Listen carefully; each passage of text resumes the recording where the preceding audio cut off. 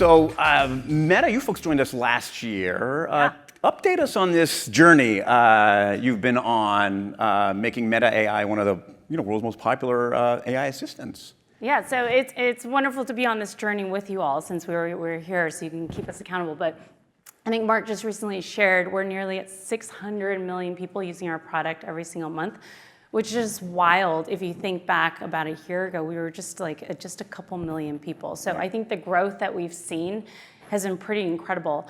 And I think a lot of that has been really just giving utility and access to where people are spending time. So some of the key products around Instagram, Messenger, WhatsApp, Facebook, we really leaned into the utility of product and really tried to integrate Meta AI where people are today. I mean, a growth line like that, what are the challenges of meeting that response, adjusting to how users use it, seeing how they break it, and how do you keep it running? Yeah, I think iterating with that many people is obviously comes with some pros and some challenges. So on one hand, we do see a ton of value where Meta AI is actually getting people to use our apps even more often. But then we also know that some of the core flows, if it is a new experience that we're introducing to people. Right. But I think one of the things that we're really pushing on is just learning as much as we can, iterating as quickly as possible. And so I think you'll continue to see a lot of iteration and execution and just making the product continue to be better over time. Speaking of product evolution, vision and voice is coming into it. Tell us about that. Yes, vision and voice, we launched that at Connect this year. And so, I'm personally biased just from spending a bunch of years in the AR space, but, even before two thumbs could text, we always had vision and voice. They're just faster, easier, more natural ways of communication. And so really bringing that to the AI products was something that I personally was really excited about. On voice, we really emphasized and focused on quality. We really wanted to make the voice natural and conversational. We worked really closely with public figures and as well as professional actors to really make the voice experience really positive.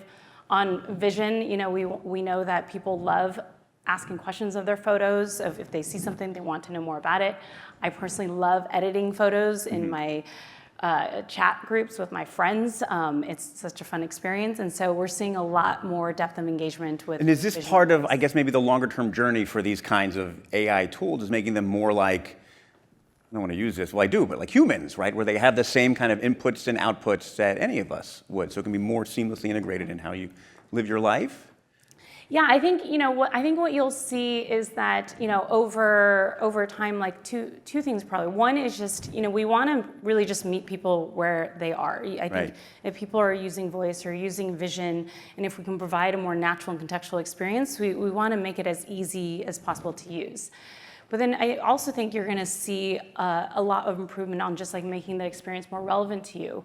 Whether or not it's really pushing on how intelligence, on how personalized, how creative.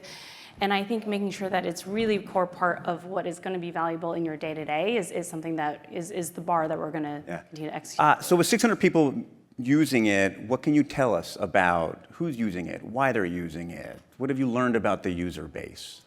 Yeah, I think one of the largest use case that we see to date is learning. People want to ask, get general knowledge on things. They want to learn new things, and so even in, I just saw a report from people who went to India, and just, we are democratizing information, which I think is just such a powerful tool for so many people around the world.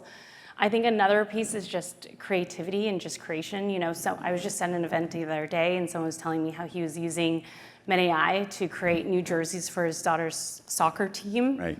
And then also just, probably the regular day-to-day use cases I have, whether or not it's, building out a new workout to build more muscle, to cooking, for a large family meal, or even what to buy for the holidays. So I think, really, being there for any of the things that you need a little extra guidance on or to ask a question. Are there things in the user data or the profile that surprised you? Types of users, ages, demographics, particular use cases that have seemed really interesting, or you scratch your head being like, I didn't think they'd use it like that, but users can surprise you sometimes, right?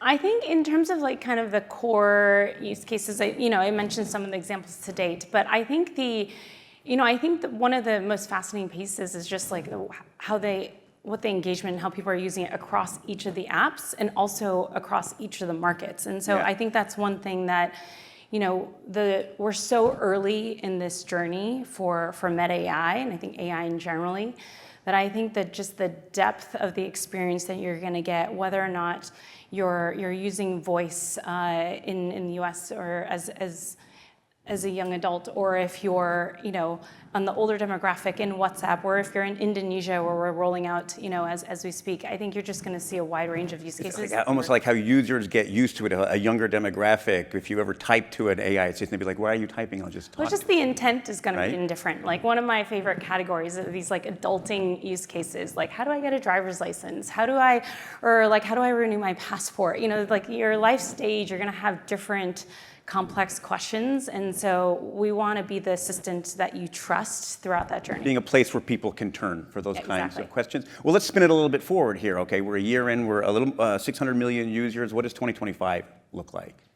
Yeah, I think you'll continue to see, continued improvements on like some of the capabilities. Like voice is something that, I think there's we're just early in that journey. We shared some of our early video editing capabilities with MovieGen, and so continue to push on some of these like multimodalities Right. is something I think that's like a core part of the assistant experience. But generally, I think, given just where the technology is today, I think one of the most valuable things of this technology is to give people a world-class assistant that they trust. And so if we are successful, one of the key things that I hope to see through this year is that when you use our services, not only do you have an assistant to help get things done for you, but beyond Meta AI, that I think creators have and can build an AI assistant to help connect with their community, or businesses can create AIs to help connect with their customers, and then all developers have like a world-class model that they can build. Not with. just broadening that relationship, but deepening it across all of those different Yes, places. exactly. Well, at Axios, we love to end our newsletters on one fun thing. Up here, I like to end on one fun thing as well. Let's make it one AI thing. Okay. Tell us your lived experience. How are you using it? What's a cool use case that you've found? One of my favorite things, I think, so I drive to work, is using voice. As I feel redundant, but using voice on my drive to work. I'll ask the top headlines. I'll ask follow-up questions, based on like what I'm hearing, or if I have a complex technical topic that I need to know, I'll ask questions too. The best is if my kids are in the car, they'll jump in too with 20 questions, which is an endless game you can play with Meta AI with kids in the back of the car. So I think just using it. Like having an extra super smart passenger Yes. sitting next to you. Exactly. To play with you and your kids. Exactly. But I know we have a bunch of things set up downstairs, so definitely hope you all can like. Absolutely. Yeah. When we're done, we'll go downstairs. We'll play with it ourselves. Sue, thanks so much for being here. Thanks Yes. for Meta for being one of our partners making today possible. Stick around. The conversation continues. Thank you.